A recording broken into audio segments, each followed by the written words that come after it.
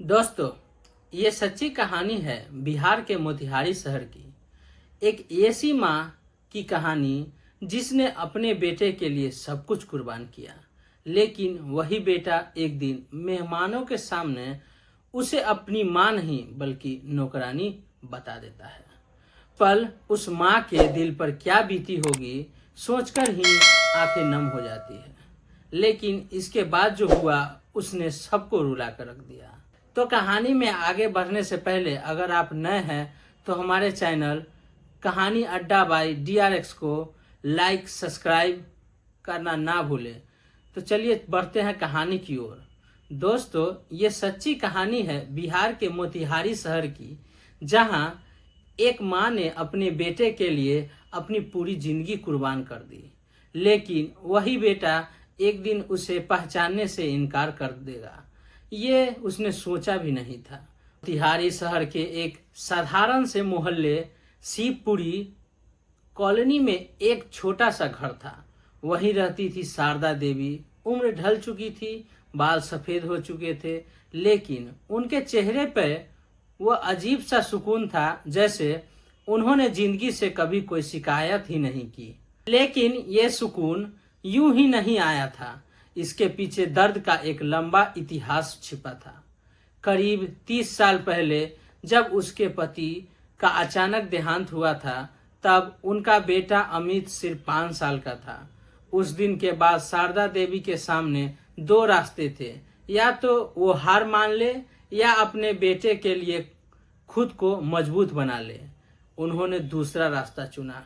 तो दोस्तों, उस दिन के बाद से उन्होंने अपने आंसू छुपा लिए और हाथों को काम में लगा दिया। कभी खेतों में मजदूरी कर लेती, कभी लोगों के घरों में बर्तन मांजना, कभी कपड़े धोना। जो भी काम मिलता वो बिना शिकायत के कर लिया करती। कई बार ऐसा होता कि घर में खाने के लिए कुछ नहीं होता, लेकिन वो किसी तरह अमित के लिए रोटी का इंतजाम कर देती। खुद पानी पीकर सो जाती, लेकिन बेटे को कभी भूखा नहीं रखती। रात को जब अमित पढ़ता था तो वह चुपचाप उसके पास बैठकर उसे देखती रहती। उनकी आंखों में थकान जरूर होती थी, लेकिन उससे ज्यादा उम्मीद होती थी। बेटा, तू बस पढ़, तुझे वो जिंदगी दूंगी जो मैंने कभी देखी भी नहीं, वो अक्सर कहा करती थी अपने बेटे से। अमित भी माँ की मेहनत समझता था। वो पढ़ाई में तेज था और हर क्लास में अच्छे नंबर लाता था। गांव के लोग जब कहते थे, शारदा तेरा बेटा एक दिन बड़ा आदमी बनेगा, तो उनका सीना गर्व से चौड़ा हो जाता था। समय बीतता गया और अमित बड़ा होता गया। जब उसे शहर जाकर पढ़ने का मौका मिला तो शारदा देवी के पास पैसे नहीं थे, लेकिन उन्होंने अपनी आखिरी जमा पूंजी तक बेच दी। कुछ गहने थे, कुछ खेत, वो भी गिरवी रख दिए और बेच दिए। बेटा बोला, माँ रहने दो, मैं यहीं पढ़ लूंगा, अमित ने कहा था। लेकिन शारदा देवी ने उनके सिर पर हाथ रखा। लेकिन शारदा देवी ने उसके सिर पर हाथ रखते हुए कहा, नहीं बेटा, तुझे आगे बढ़ना है, मेरी चिंता मत कर। अमित शहर चला जाता है और शारदा देवी अकेली गांव में रह जाती है। अब घर और भी खाली लगने लगता है, लेकिन हर सुबह वो उठकर काम पर चली जाती और हर रात भगवान से एक ही दुआ करती थी कि मेरा बेटा खुश रहे। कई साल बीत गए। इस दौरान अमित ने कभी अपनी माँ को निराश नहीं किया। उसने खूब मेहनत की और आखिरकार एक बड़ी कंपनी में नौकरी ले ली।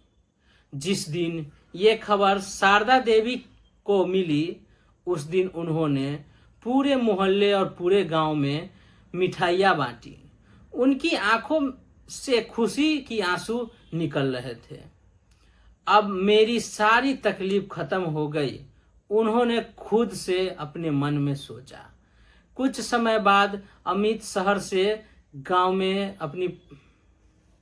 कुछ समय बाद अमित ने शहर में ही अपनी पसंद की लड़की पूजा से शादी कर ली। पूजा देखने में बहुत खूबसूरत थी, पढ़ी लिखी थी, लेकिन उसकी सोच बिल्कुल अलग थी।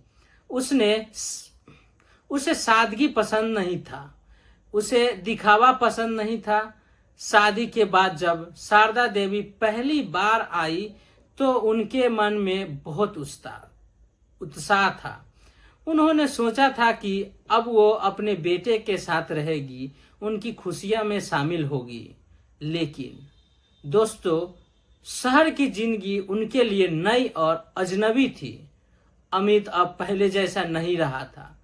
उनकी बातें कम हो गई थी, उनके पास वक्त कम हो गया था।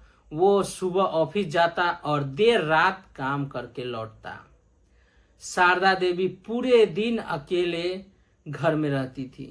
पूजा ने भी उन्हें अपनाने की कोई कोशिश नहीं की।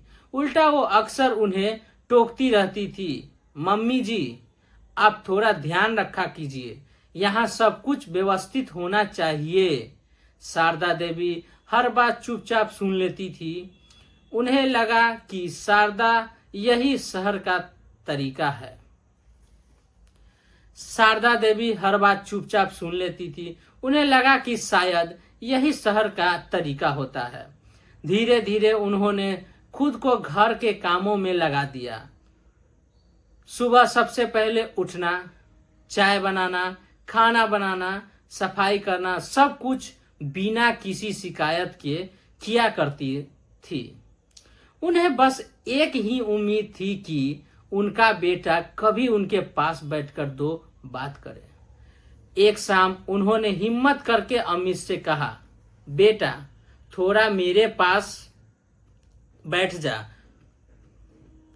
एक शाम उन्होंने हिम्मत करके कहा अमित से, बेटा थोड़ा मेरे पास भी बैठ जाया कर, अच्छा लगता है। अमित ने बिना उनकी तरफ देखे कहा, माँ टाइम नहीं मिलता, ऑफिस का बहुत काम रहता है। शारदा देवी मुस्कुरा देती, लेकिन उस मुस्कान के पीछे जो दर्द था दोस्तों, वो सिर्फ उनका दिल जानता था। घर में अब एक छोटी सी बच्ची भी थी, रिया। वही एक थी जो शारदा देवी के पास आकर बैठती थी, उनसे बातें करती थी, उनको हंसाती थी। रिया की हंसी ही अब शारदा देवी की जिंदगी का सहारा बन गई थी। लेकिन समय के साथ साथ हालात और भी बदलने लगे। पूजा अब अपने स्टेटस को लेकर ज्यादा सहज रहने लगी। पूजा अब अपने स्टेटस को लेकर ज्यादा सजग हो गई थी। उसे लगता था कि शारदा देवी की सादगी उनके इमेज को खराब कर देती है। वो अक्सर अमित से कहती, देखो मम्मी जी का थोड़ा सा पीछे ही वह अक्सर अमित से कहा करती थी, देखो मम्मी जी को थोड़ा पीछे ही रखो करो, हर किसी के सामने लाना जरूरी नहीं होता। अमित हर बार चुप रहता और उनकी यही चुप्पी सबसे ज्यादा दर्द देती थी। एक दिन पूजा ने घर में एक बड़ी पार्टी रखने का फैसला किया। दोस्तों, उसके ऑफिस के लोग, कुछ खास मेहमान और अमित के बॉस भी आने वाले थे। घर को सजाया जा रहा था, महंगे बर्तन निकाले जा रहे थे, हर चीज को चमकाया जा रहा था। शारदा देवी एक कोने में खड़ी ये सब देख रही थी। उनके दिल में एक छोटी सी भी खुशी थी। आज इतने लोग आएंगे। उनके दिल में एक छोटी सी खुशी थी, आज इतने लोग आएंगे, शायद आज मेरा बेटा मुझसे सबके सामने अपनी माँ कहेगा। उन्होंने अपनी सबसे अच्छी साड़ी निकाली, उसे अच्छे से तह किया और पहनने के लिए तैयार करने लगी। तभी पूजा उसके पास आई और ठंडी आवाज में बोली, मम्मी जी आप ये साड़ी मत पहनिए और आज आप बस किचन में ही रहिएगा, मेहमानों के सामने आने की जरूरत नहीं है। शारदा देवी के हाथ वहीं रुक गए और उनकी आंखों में चमक थी, वो धीरे धीरे बुझने लगी। उन्होंने कुछ नहीं कहा, बस चुपचाप अपनी साड़ी वापस तह की और अलमारी में रख दी। उस एक पल में जैसे उनके अंदर की सारी उम्मीद टूट गई, लेकिन फिर भी उन्होंने अपने चेहरे पर वही शांत भाव रखा, जैसे कुछ हुआ ही नहीं हो। शाम होते होते घर पूरी तरह सज चुका था। रोशनी, खुशबू, हंसी ठिठोली, सब कुछ वैसा ही था जैसा पूजा चाहती थी। मेहमान एक एक करके आने लगे। अमित भी अच्छे कपड़े में तैयार होकर सबका स्वागत कर रहा था। उसके चेहरे पर एक बनावटी मुस्कान थी जो बाहर से तो चमक रही थी, लेकिन अंदर से खाली थी। उधर किचन में शारदा देवी चुपचाप काम कर रही थी। हाथ काम कर रहे थे, लेकिन मन कहीं और भटक रहा था। उन्हें बार बार वही सवाल परेशान कर रहा था, क्या सच में मैं इस घर में सिर्फ काम करने के लिए रह गई हूँ? तभी छोटी रिया दौड़ते हुए किचन में आई और उनके गले लग गई। दादी, अब बाहर क्यों नहीं आ रही हो? सब लोग आए हैं। शारदा देवी ने मुस्कुराने की कोशिश की। नहीं बेटा, मैं यही ठीक हूँ, तुम जाओ मेहमानों के पास बैठो। रिया कुछ समझ नहीं पाई, लेकिन दोस्तों उसकी मासूम आंखें में सवाल जरूर था। थोड़ी देर बाद ड्राइंग रूम में बातें और तेज हो गई। पूजा अपने दोस्तों के बीच बैठी थी और हर कोई उनकी तारीफ कर रहा था। घर की सजावट, खाने का इंतजाम, सब कुछ परफेक्ट था। इसी बीच अमित का बॉस विक्रम सिंह भी आ चुका था। उसकी मौजूदगी से माहौल और भी गंभीर हो गया था। पूजा बार बार कोशिश कर रही थी कि सब कुछ उसके सामने बेहतरीन लगे। तभी एक मेहमान ने किचन की तरफ इशारा करते हुए पूछा, अरे वो अंदर कौन काम कर रहा है? आपकी कुक है क्या? पूजा ने बिना एक पल सोचे जवाब दिया। दोस्तों, क्या जवाब दिया होगा सोचिए। पूजा बोली, हाँ, ये हमारी नौकरानी है।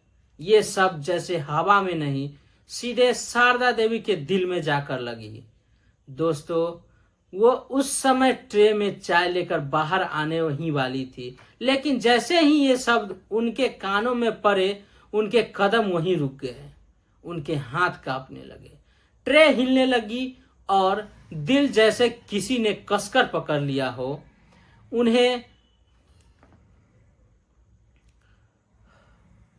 उन्होंने धीरे से दरवाजे के पीछे खड़े होकर सब कुछ सुना। बहुत मेहनती और सारे काम संभाल लेती है। पूजा आगे हंसते हुए बोली, कुछ मेहमानों ने सराहना में सिर हिलाया। किसी को ये जानने की जरूरत नहीं लगी कि वो औरत कौन है, लेकिन उस भीड़ में एक इंसान ऐसा था जिसने सब कुछ गौर से देखा, विक्रम सिंह। उसकी नजर दरवाजे के पास खड़ी शारदा देवी पर पड़ी। उनकी आंखों में आंसू थे, लेकिन वह चुप थी, बहुत चुप। दोस्तों, विक्रम कुछ समझ नहीं पाया, लेकिन उसके मन में अजीब सा शक जरूर पैदा हुआ।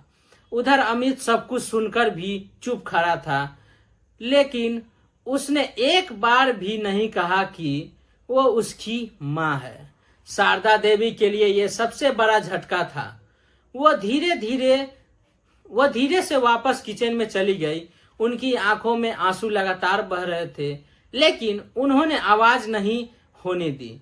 उन्होंने अपने आंसुओं को पोंछा और फिर से काम में लग गई, जैसे कुछ हुआ ही नहीं हो। लेकिन अंदर से वह पूरी तरह टूट चुकी थी। कुछ देर बाद रिया फिर किचन में आई। उसने अपनी दादी कुछ देर बाद रिया फिर से किचन में आई। उसने अपनी दादी के चेहरे पे आंसू देख लिए। दादी, आप रो क्यों रही हो? उसने मासूमियत से पूछा। शारदा देवी ने तुरंत अपना चेहरा दूसरी तरफ कर लिया। नहीं बेटा, कुछ नहीं, बस आंखें में धुआं चला गया था। दोस्तों, रिया ने बाहर जाकर सब कुछ सुना था। उसे समझ नहीं आ गया था कि रिया ने बाहर जाकर सब कुछ सुनना था। उसे समझ में आ गया था कि क्या हुआ है। उसने धीरे से कहा, दादी, मम्मी ने आपको नौकरानी क्यों कहा? आप तो मेरी दादी हो। यह सुनकर शारदा देवी के दिल का बांध टूट गया। उन्होंने रिया को गले से लगाकर जोर से रो पड़ी, लेकिन बिना आवाज के। हाँ बेटा, मैं तेरी दादी ही हूं, उन्होंने कांपती आवाज में कहा। रिया भी रोने लगी। उधर बाहर पार्टी में अपने पूरे शबाब पर थी। उधर बाहर पार्टी अपने पूरे शबाब पर थी और यहाँ एक माँ का दिल टूटकर बिखर रहा था। रात धीरे धीरे खत्म होने लगी। मेहमान एक एक करके जाने लगे। हर कोई खुश था। पार्टी शानदार रही थी, लेकिन शारदा देवी के लिए वो रात उनकी जिंदगी की सबसे काली रात बन चुकी थी। सबके जाने के बाद घर में सन्नाटा छा गया। अमित और पूजा अपने कमरे में चले गए जैसे कुछ हुआ ही नहीं हो। शारदा देवी किचन में बैठी थी। सामने खाली बर्तन पड़े थे, लेकिन उनकी नजर कहीं और थी। उन्होंने धीरे से अपने आंसू पोंछे और एक गहरी सांस ली। अब उनके अंदर कुछ बदल चुका था। दोस्तों, उन्होंने उठकर अपने कमरे की तरफ कदम बढ़ाए, अलमारी खोली और अपने पुराने कपड़े निकालने लगी। हर कपड़े के साथ जैसे कोई कोई यादें जुड़ी हो और हर याद के साथ एक दर्द। उन्होंने एक छोटा सा बैग निकाला और उसमें अपने कुछ कपड़े रखे। फिर एक पल के लिए रुकी और कमरे के चारों तरफ नजर घुमाई। यह वही घर था जहां उन्होंने अपने बेटे के लिए नई जिंदगी की शुरुआत की थी, लेकिन अब वह सपना खत्म हो चुका था। दरवाजे के पास खड़ी होकर उन्होंने आखिरी बार पीछे मुड़कर देखा। आंखों में आंसू थे, लेकिन इस बार उन आंसुओं में एक फैसला भी था। उन्होंने धीरे से दरवाजा खोला और बिना किसी को जगाए घर से बाहर निकल गए। दोस्तों, बिना किसी को बताए, बिना कोई आवाज किए वो रात के अंधेरे में अकेली चल पड़ी। सोचिए, शारदा देवी के कदम धीरे धीरे आगे बढ़ रहे थे। सड़कों पर हल्की ठंडक थी, हवा चल रही थी, लेकिन उनके अंदर जो तूफान था वो किसी को दिखाई नहीं दे रहा था। हर कदम के साथ उनके मन में एक ही सवाल उठ रहा था, क्या सच में अब मेरा इस दुनिया में कोई काम नहीं? उन्होंने पीछे मुड़कर एक बार भी नहीं देखा। रात गहरी होती जा रही थी। रास्ते सुनसान थे। एक उम्र के बाद शरीर भी साथ नहीं देता और शारदा देवी अब थक चुकी थी। कुछ देर चलने के बाद उनके कदम लड़खड़ाने लगे। सांस तेज हो गई। आंखों के आगे अंधेरा छाने लगा। उन्होंने एक पैर के सहारे खुद को संभालने की कोशिश की, लेकिन शरीर ने जवाब दे दिया। अगले ही पल वो जमीन पर गिर पड़ी। सड़क पर हलचल कम थी, लेकिन किस्मत अभी भी उनके साथ पूरी तरह बेरहम नहीं हुई थी। उसी समय एक गाड़ी वहां से गुजर रही थी। गाड़ी चला रहे थे विक्रम सिंह। दोस्तों,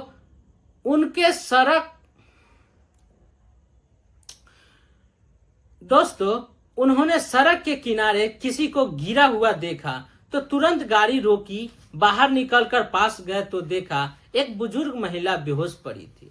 अरे, ये तो वही है। विक्रम ने उन्हें पहचान लिया। वही महिला जिसे उन्होंने पार्टी में दरवाजे के पास देखा था। उन्होंने बिना देर किए उन्हें उठाया और अपनी गाड़ी में बैठाया। सीधे अस्पताल की ओर मुड़ गए। अस्पताल पहुंचते ही डॉक्टरों ने तुरंत इलाज किया। कुछ देर बाद डॉक्टर बाहर आए और बोले, इनकी हालत ठीक नहीं है, लेकिन अब खतरे से बाहर है। बहुत कमजोर है और लगता है कि कई घंटों से कुछ खाया नहीं है। विक्रम ने राहत की सांस ली। थोड़ी देर बाद शारदा देवी को होश आया। उन्होंने आंखें खोली तो खुद को अस्पताल के बिस्तर पर पाया। मैं यहाँ कैसे? उन्होंने धीमी आवाज में पूछा। विक्रम उनके पास आए और नरम स्वर में कहा, आप सड़क पर बेहोश मिली थी, मैं आपको यहाँ ले आया। शारदा देवी ने उन्हें ध्यान से देखा, फिर धीरे से पहचान गए। आप अमित के ऑफिस से, उन्होंने कहा। विक्रम ने सिर हिलाया। कुछ पल के लिए दोनों के बीच चुप्पी छा गई। फिर विक्रम ने सीधा सवाल पूछा, आप वहां घर में क्या करती हैं? शारदा देवी ने हल्की मुस्कान दी, लेकिन उस मुस्कान में दर्द साफ झलक रहा था। मैं वहां रहती हूं, उन्होंने धीरे से कहा। विक्रम को जवाब अधूरा लगा। उन्होंने फिर पूछा, लेकिन उन्होंने आपको नौकरानी क्यों कहा?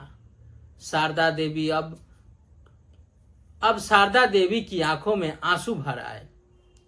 उन्होंने कुछ पल चुप रहकर खुद को संभाला और फिर बोली, क्योंकि अब मैं उनके लिए वही हूं। विक्रम के चेहरे पे गुस्सा साफ दिखाई देने लगा। आप सच बताइए, आप है कौन? उनकी आवाज बस थोड़ी सख्त हो गई थी। शारदा देवी ने धीरे से कहा, मैं अमित की मां हूं। दोस्तों, ये सुनते ही विक्रम जैसे ही अंदर तक हिल गया। कुछ सेकंड के लिए वो बिल्कुल चुप रह गए। उनके दिमाग में पार्टी का हर दृश्य घूमने लगा। पूजा का कहना, अमित की चुप्पी और दरवाजे के पीछे खड़ी ये मां। उनकी मुट्ठी अपने आप खिंच गई। एक बेटा अपनी मां के साथ ऐसा कैसे कर सकता है?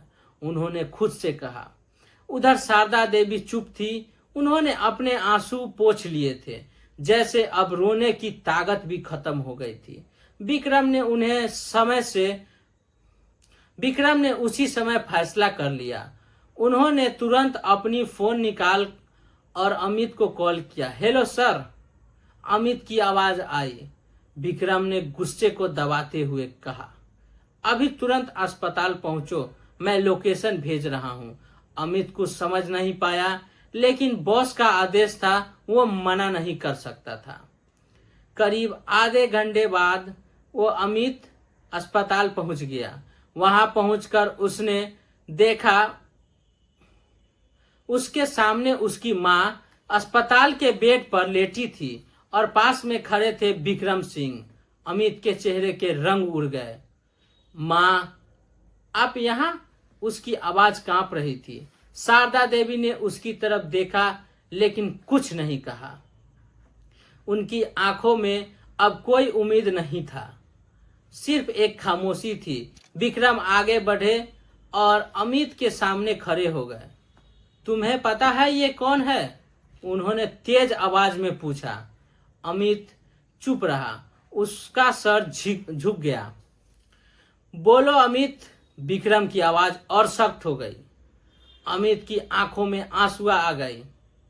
सर, ये मेरी मां है, बिल्कुल गुस्से से बोले।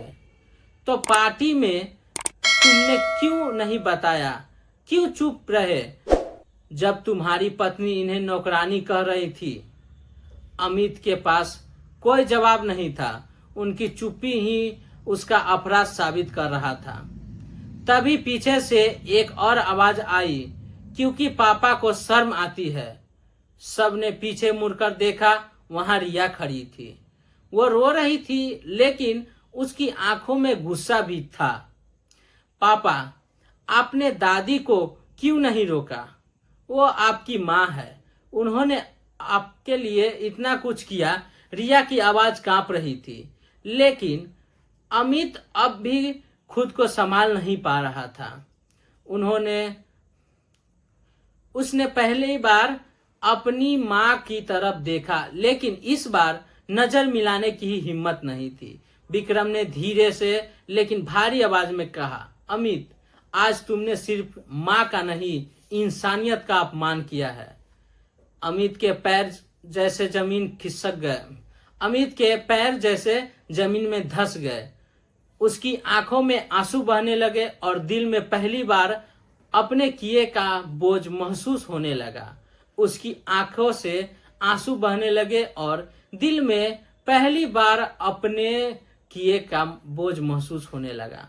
अमित धीरे से अपनी माँ के पास गया। उसके कदम भारी थे। वो उनके सामने पहुंचा और बिना कुछ कहे घुटनों पर बैठ गया। माँ, मुझे माफ कर दो। उसकी आवाज टूट चुकी थी। शारदा देवी ने उसकी तरफ देखा। इस बार उनकी आंखों में दर्द था, लेकिन साथ ही एक ठहराव भी। क्यों माफ कर दूं अमित? उन्होंने शांत आवाज में पूछा। अमित के पास कोई जवाब नहीं था। सिर झुका हुआ, आंसू लगातार गिरते रहे। तभी पूजा भी आ गई।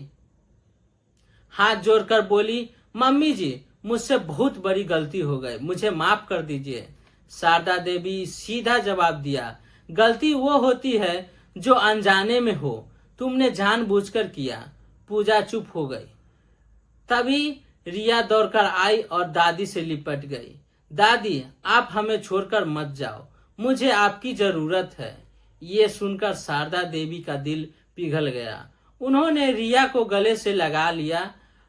कुछ पल बाद उन्होंने अमित की तरफ देखा।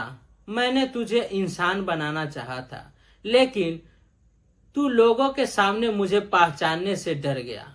अमित फूट पड़ा। माँ, एक मौका दे दो, मैं सब ठीक कर दूंगा, बस एक बार मुझे अपना लो। कमरे में कुछ पल की खामोशी छा गई। फिर शारदा देवी ने धीरे से कहा, ठीक है, मैं तुझे माफ करती हूँ। अमित ने सिर उठाया। आंखों में उम्मीद थी, लेकिन इस बार मुझे माँ बनाकर रखना, नौकरानी नहीं। अमित ने उनके पैर पकड़ लिए और रोने लगा। पूजा भी रो पड़ी। उस दिन के बाद उस घर में बहुत कुछ बदल गया। रिश्ते वही थे, लेकिन अब उनमें सच्चाई थी, इज्जत थी, कहानी की सीख, इज्जत थी। जिस माँ ने आपको सब कुछ दिया, अगर वही आपके लिए बोझ बन जाए तो गलती माँ की नहीं, आपकी सोच की है। अब आप बताइए कि क्या अमित जैसा बेटा माफी के लायक था? और पूजा जैसी बहू को क्या सच में दूसरा मौका मिलना चाहिए? अगर आप शारदा देवी की जगह होते तो क्या करते? माफ कर पाते? कमेंट में जरूर बताइए। और अगर हमारे चैनल पे नए हैं और ऐसी ही कहानी सुनना चाहते हैं तो हमारे चैनल कहानी अड्डा बाय DRX को सब्सक्राइब जरूर करें। मिलते हैं एक और नई कहानी के साथ। तब तक के लिए आप अपना और अपने परिवार का ख्याल रखें। जय हिंद, जय भारत।